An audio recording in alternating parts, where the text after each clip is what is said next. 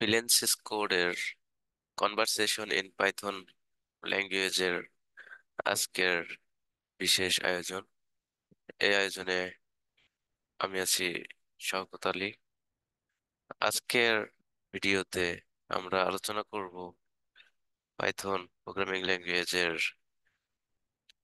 3.13 version, যে ভার্সনটা গত 1 অক্টোবর প্রকাশ হওয়ার কথা ছিল, সেটা প্রকাশ হয়নি। সেটা সম্পর্কে আমরা আজকে কিছু কথা বলবো। আহ, আজকে অক্টোবরের 4 তারিখ, অক্টোবরের 1 তারিখে পাইথন 3.13 ভার্সনটা প্রকাশিত হওয়ার কথা ছিল, কিন্তু এটা শেষ পর্যন্ত দেখা গিয়েছে একটা বিশেষ কারণে প্রকাশ হয়নি। সেই কারণটা কি?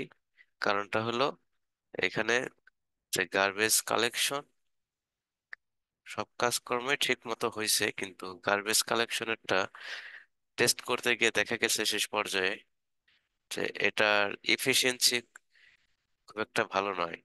আর এই যে খুব একটা ভালো নয়, এটার পেছনে একটু কাজ করতে হবে এটা ঠিক করার জন্য, কিন্তু অতটা সময় ওর সাথে নাই। এই যে গ্যাপ, এই গ্যাপটা দূর করার জন্যই এটা সিদ্ধান্ত নেওয়া হয়েছে যে এই ফিচারটাই এই 3.13-তে থাকতেছে না, এটা 3.14-এ পাওয়া যাবে আগামী বছর। কিন্তু বর্তমানে এটা রিলিজ হবে আগামী 7 তারিখেই। এই পাইথন 3.12 থেকে 3.13-এর নতুন কি কি ফিচার অ্যাড করা হয়েছে, আর কি কি ফিচার যেটা আমরা 3.12-এ পাওয়া গেছে কিন্তু এটা এখন পাওয়া যাবে না, সেই বিষয়গুলো নিয়ে আমরা একটু আহ, আলোচনা করব এখানে।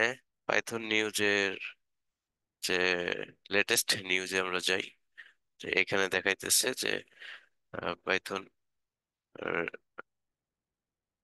এই যে একটা ব্লগ পোস্ট, এই ব্লগ পোস্টের মাধ্যমে তারা দেখিয়ে দিচ্ছে যে এখানে যখন বের করার কথা ছিল 3.13-এর ফাইনাল রিলিজ, কিন্তু তখন সেই সমস্যাটার কারণে 3.13.0-র রিলিজ ক্যান্ডিডেট দিয়ে দেওয়া হয়েছে। আচ্ছা, এইটা আমরা দেখবো যে এখানে কি কি আপডেট করে আসতেছে। সেটা দেখার আগে এই আমরা দেখবো যে আসলে ভার্সন কন্ট্রোলের সিস্টেমটা কিভাবে, এক একটা এই ভার্সন গুলো কিভাবে ম্যানিপুলেট করা হয়। আমরা যদি ডাউনলোডে যাই, ডাউনলোড থেকে অল রিলিজে যাই, আমরা এখানে লিস্ট দেখতে পারবো। লিস্টের এখানে থাকবে যে maintenance status, first release, end of support, release schedule, schedule. এখানে কোন ভার্সন, প্রত্যেকটা ভার্সনের ডিটেলস এখানে দেখানো হয়েছে। এখান থেকে আমরা দেখবো এক একটা ভার্সন। আমরা ধরি যে 3.13-এরটাই ধরি, এটার শিডিউলিংটা কেমন ছিল, আর এটার কোন ভার্সন কখন রিলিজ হওয়ার কথা এবং হয়েছে এবং হবে, সেটা আমরা এখান থেকে দেখতে পারবো।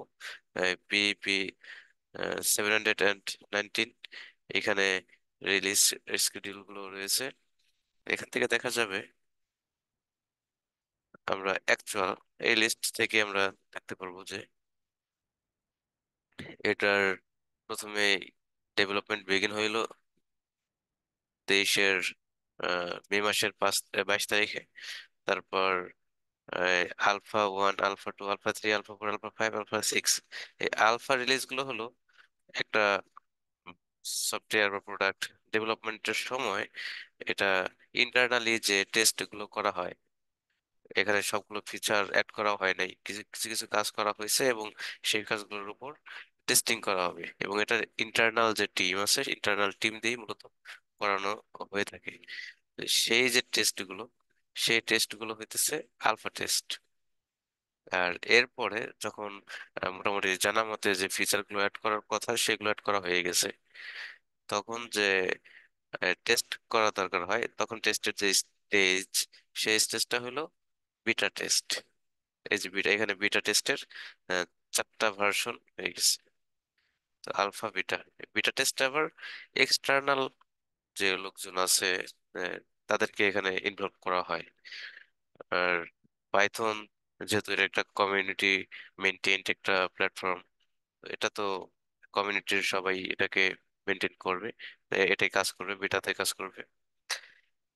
আলফা বিটার পর আসে ক্যান্ডিডেট রিলিজ, যেটা ক্যান্ডিডেট রিলিজে ধরা হয় যে ওই সফটওয়্যারটা মোটামুটি যা কাজকর্ম করা দরকার, মানে ফিচার যা অ্যাড করা দরকার সেগুলো তো আলফাতে অ্যাড করা হয়ে থাকে মূলত। তারপর মেজর যে এরর গুলো থাকে, যে প্রবলেম গুলো থাকে, সেগুলো চেষ্টা করা হয় বিটাতেই সমাধান করার জন্য। এবার বিটাতে হয়ে গেলে ক্যান্ডিডেট আসা হয়, এটা যেন অলরেডি প্রোডাকশন রেডি হয়ে গেছে। তো এখানে ছোটখাটো যে প্রবলেম গুলো থাকবে, এখানে যে এই এই যে একটু একটু প্রবলেম থাকবে, সেই প্রবলেম গুলো সলভ করার জন্য ক্যান্ডিডেট রিলিজ এই স্টেজটা ব্যবহার করা হয়। তার মানে ক্যান্ডিডেট রিলিজ হচ্ছে ফাইনাল প্রোডাকশনের একেবারে শেষ ধাপের যে টেস্ট, সেটা হইতেছে ক্যান্ডিডেট টেস্ট। তো এখন ক্যান্ডিডেট টেস্ট, যেদিন আমাদের এটা ফাইনাল ভার্সনটা আসার কথা ছিল, সেই বললাম যে গার্বেজ কালেকশনের যে ইস্যুটা, ওই ওই কারণে এটা ওই দিন আবার ক্যান্ডিডেট 3 নামে একটা রিলিজ দিয়ে দিয়েছে। তো যেটা বলছে যে এই রিলিজটাই মূলত থাকার সম্ভাবনা, এখানে তেমন কোনো চেঞ্জ হবে না। আর এটা এখন বলা হইতেছে যে এক্সপেক্টেড ডেট হবে হবে এই এই তো 7 তারিখে, যে এটা ফাইনাল রিলিজটা আসবে। এখন আমরা দেখবো যে 3.13-এ আপডেট কি কি আছে।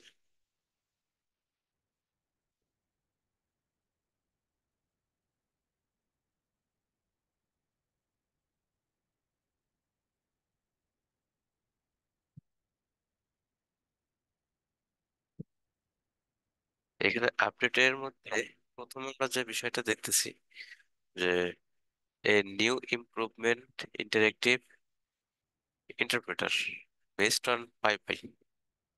আচ্ছা, পাইপাই পাইপাই হচ্ছে আরেকটা পাইথনের ইন্টারপ্রেটার। আমরা মূলত যে ইন্টারপ্রেটারটা ব্যবহার করি পাইথন বলতে আমরা যেটা বুঝি, সেটা কিন্তু সি পাইথন। আর সি পাইথন মানে হলো যেটা এ, এই যে ইন্টারপ্রেটারটা, এটা তৈরি করা হয়েছে সি প্রোগ্রামিং ল্যাঙ্গুয়েজ দিয়ে।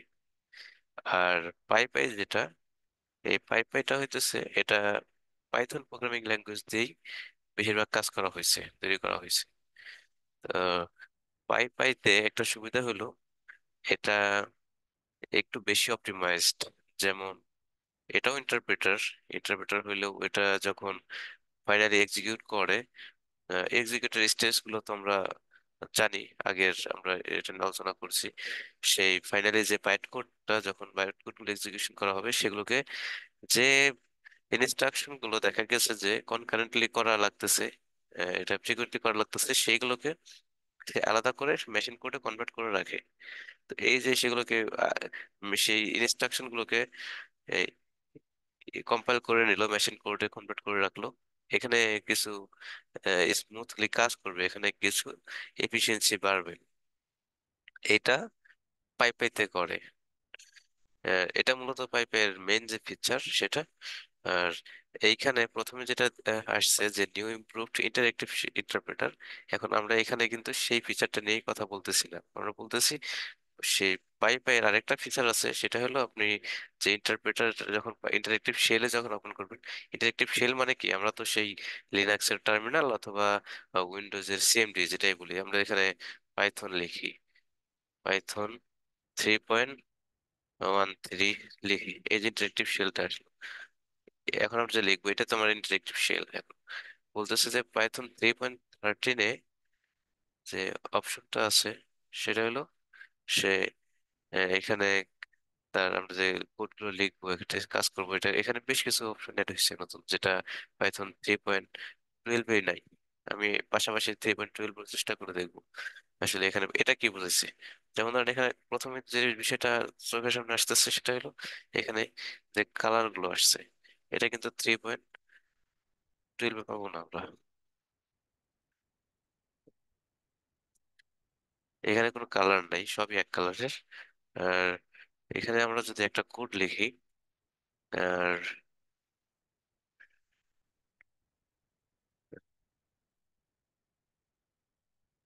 এটার সাথে সাথে প্রিন্টটা হয়ে গেছে। আর যদি আমি কোনো একটা ভুল করি, এই যে আমাদের এরর মেসেজটা কালার করে দিয়ে দিছে, কোথায় এরর সেটাও একটা মার্কিং করে দিছে। আর একই কাজটা যদি এখানে করি, এটা কিন্তু 3.12, এটা আগের ভার্সন ছিল যেটা।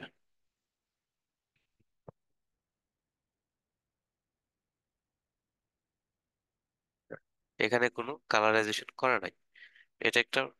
আবার আমি যদি এটা আবার চেঞ্জ করতে চাই, আমি একটা যখন একটা ফাংশন লিখতাম, ফাংশনের নামটা দিলাম এম,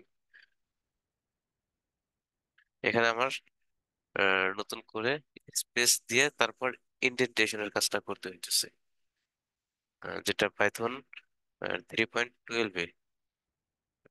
সেটা আমি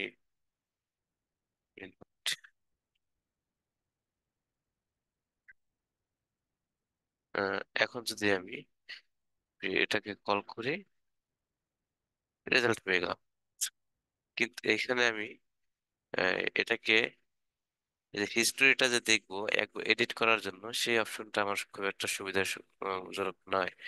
যেমন আমি একটা এক লাইন করে পাইতেছি, আহ, দেখা গেছে আমার এখানে ফাংশনটা মাত্র 2 লাইনের, তাই এক লাইন করে পাইলেও খুব একটা সমস্যা নেই। কিন্তু যখন ফাংশন কয়েক বেশি লাইনের হবে, তখন কিন্তু আমার পুরো ফাংশনটাই দরকার এডিট করার জন্য, কিন্তু সেটা আমি এখানে পাইতেছি না। আরেকটা বিষয় হলো, আমি এখানে এই যে একটা ইন্ডেন্টেশনের দরকার হবে, তখন আমাকে হাত দিয়ে ইন্টার দিয়ে স্পেস দিয়ে তারপর করতে হইতেছে। এটা আগের ভার্সনে। আর বর্তমানে যেহেতু পাইপের ওই ফিচারটা আনা হয়েছে, আনার পরে এখন আবার ফাংশন লিখতে গেলে আপনাকে সরাসরি ইন্ডেন্টেশন দিয়ে দিবে, এটা নিয়ে কোনো টেনশন আসবে না। যেমন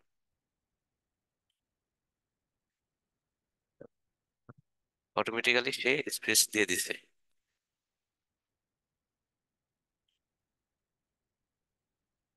তো আবার আমার আরো দরকার হলে আমি আরো লিখতে পারবো। অতএব এখন আমার আর সেই স্পেস দেওয়ার দরকার নাই, ইন্ডেন্টেশনের কোনো চিন্তা নাই। এরপর কল করি, হয়ে গেল। তারপর আমি যদি হিস্টোরিটা চাই, মানে আমি পুরো ফাংশনটাকে এডিট করব, এডিট করতে গেলে আমাকে পুরো ফাংশনটাই দিয়ে দিছে এডিট করার জন্য। এই অপশনটা এর আগে ছিল না, 3.13-এই আসছে। এছাড়াও আরো অপশন আছে, সেটা হলো যে আমি একটা কাজ করলাম, কাজ করতে গেলে ভুল করলাম, ভুল করার পরে এখানে যে এরর মেসেজটা দেবে, আগে একটু শর্টে দিত, কিন্তু সেটাকে চেষ্টা করছে এবার এটা একটু এলাবোরেটলি দেওয়ার জন্য, যাতে এরর মেসেজটা দেখে অনেকটা বোঝা যায় আসলে সমস্যাটা কি, কিভাবে সমাধান করা হবে। এটা ছিল প্রথম ফিচার। এই যেমন এখানে যে মাল্টি লাইন এডিটিং অপশন যেটা দেখলাম, কালার সাপোর্টটাও করছে, কালারাইজড এক্সেপশন ট্রেসব্যাক, আমাদের যে এরর গুলো, সেই এরর গুলো যে কালার করে দেখায়, এটা হচ্ছে প্রথমটা। দ্বিতীয় যে ফিচারটা হলো যে experimental free threaded build, which disables the global interpreter lock. আচ্ছা, গ্লোবাল ইন্টারপ্রেটার লক এই জিনিসটা হলো, আমরা যে পাইথনে কোড গুলো এতদিন লিখছি 3.12 পর্যন্ত, এইখানে একটা সিঙ্গেল থ্রেড ব্যবহার করে তারপর সেগুলোকে এক্সিকিউশন করছে। এটা করার সুবিধা হয়েছে যে এখানে যে মেমোরি যে ম্যানেজমেন্ট, এখানে যে ডেডলক আকারের যে ইস্যুটা, সেটা কিন্তু তেমন একটা ছিলই না। মেমোরি ম্যানেজমেন্টের কোনো সমস্যা ছিল না, কিন্তু যেহেতু সে একটা মাত্র থ্রেড ব্যবহার করছে, আর আমাদের এখন প্রায় সব কম্পিউটারেই মাল্টি থ্রেড সিস্টেম আছে। আর বিশেষ করে যে আমরা যে সার্ভারে যে কম্পিউটার প্রোগ্রামগুলো বেশিরভাগ রান করে, সার্ভার গুলোতে মাল্টি থ্রেড তো আছেই।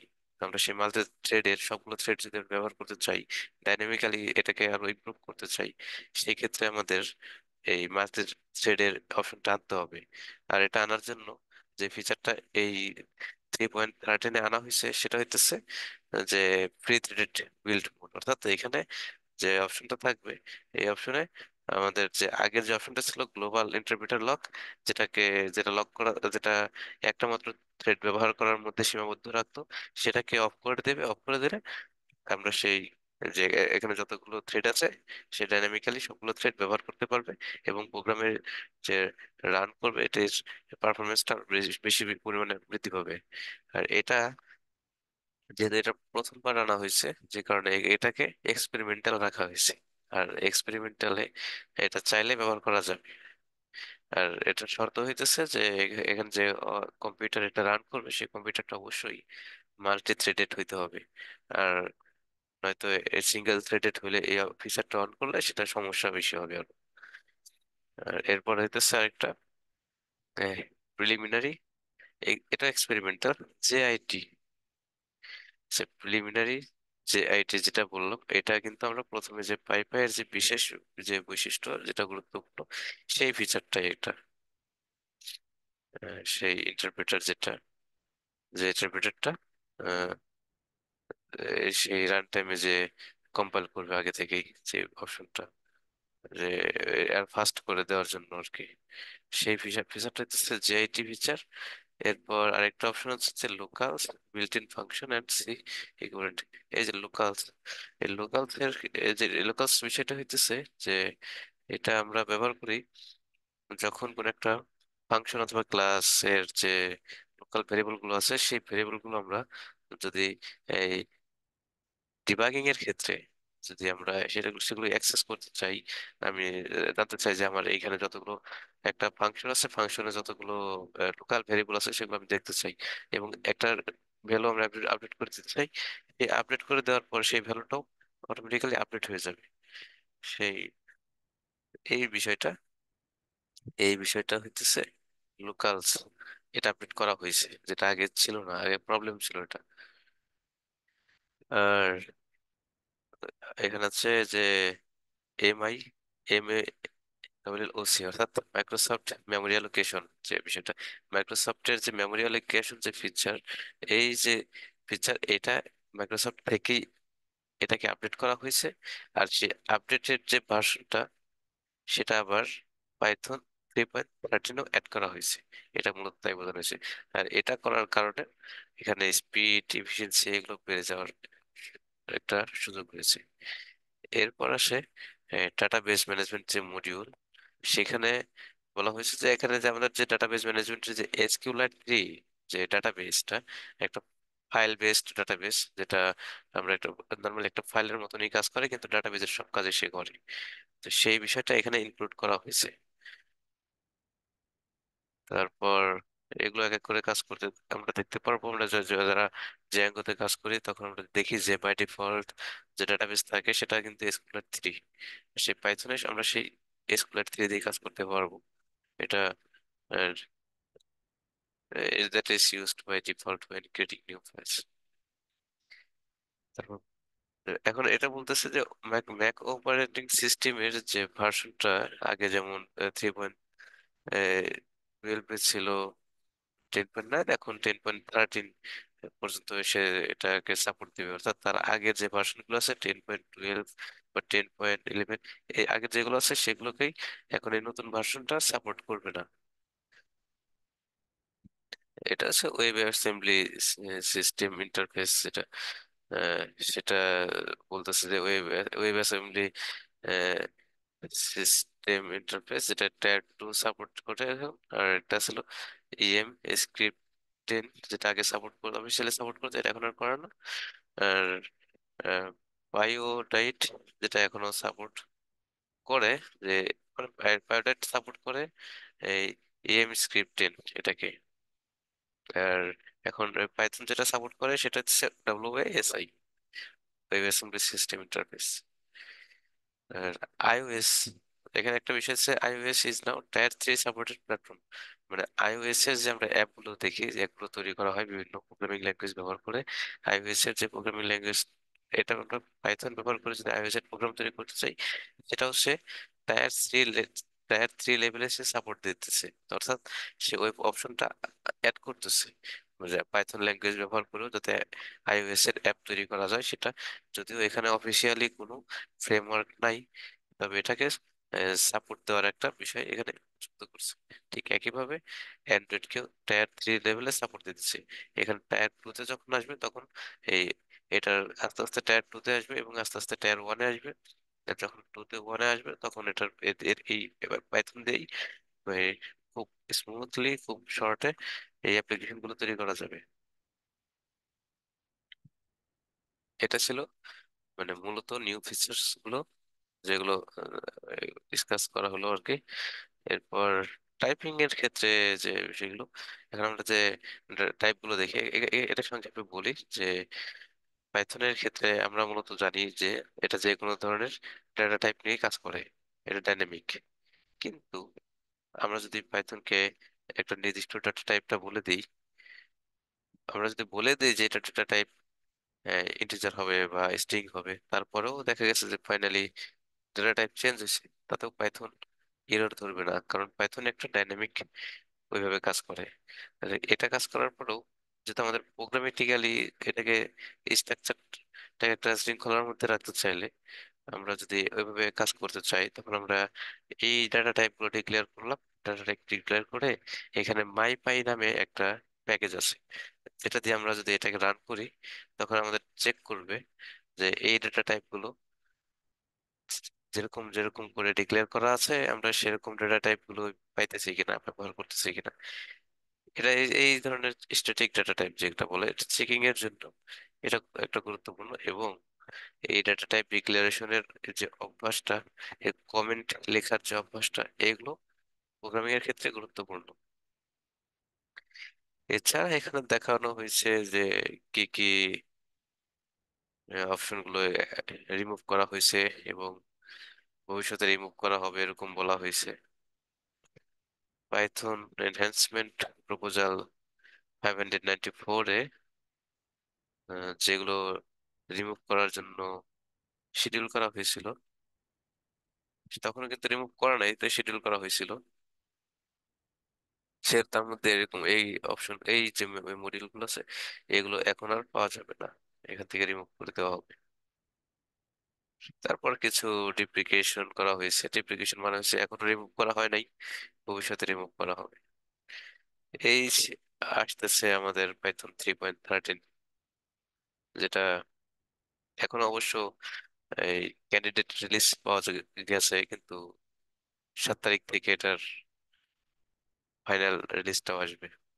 তো এই ছিল এটার আলোচনা।